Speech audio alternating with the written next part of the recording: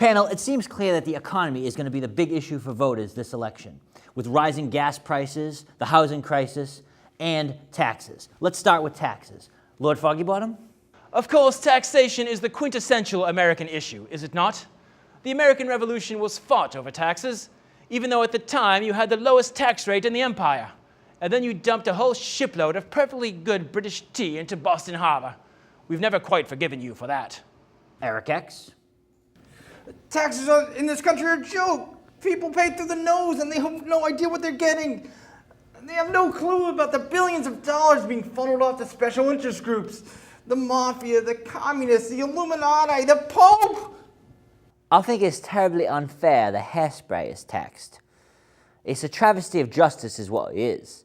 Just because some of us are follically endowed more generously than others does not mean that we should be monetarily punished, penalized, if you will.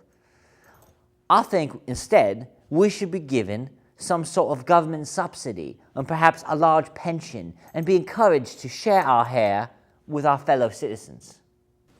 Wendy, as a far-left socialist, I assume you would like to see higher taxes. Oh, much higher. Something like 99.9%.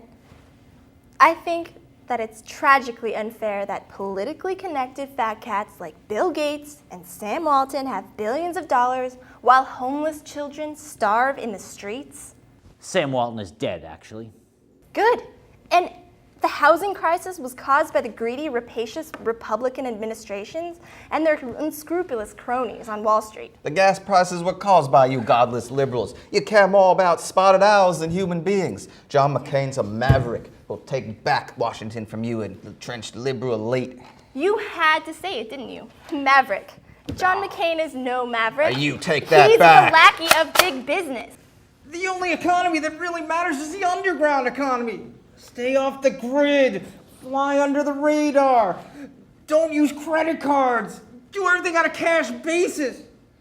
Better yet, don't use cash. Barter. Cash will be tracked by satellite because of the magnetic filaments and all the money.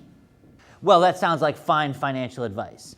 And now to give us the proletarian perspective on the election is Danny Sullivan, co-owner of Sully Brothers Drywall Services. Danny. Hey, call me Sully. Everyone calls me Sully. They call my brother Sully too. Doesn't that get confusing? What are you, a friggin' retard? Which presidential candidate's proposed policies would facilitate a fiscally fortuitous economic environment which would encourage small businesses such as yours to produce and prosper in the 21st century?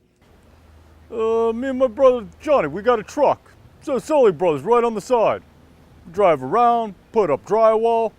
After work, we go out and have a few brewskis. Friggin' awesome. But which of the candidates is better positioned to promote the interests of entrepreneurs such as yourself? Drywall, brewskis, awesome. My dear boy, you're barely at the level of the Neanderthal. Hey, thanks, man. We'll be right back after these messages.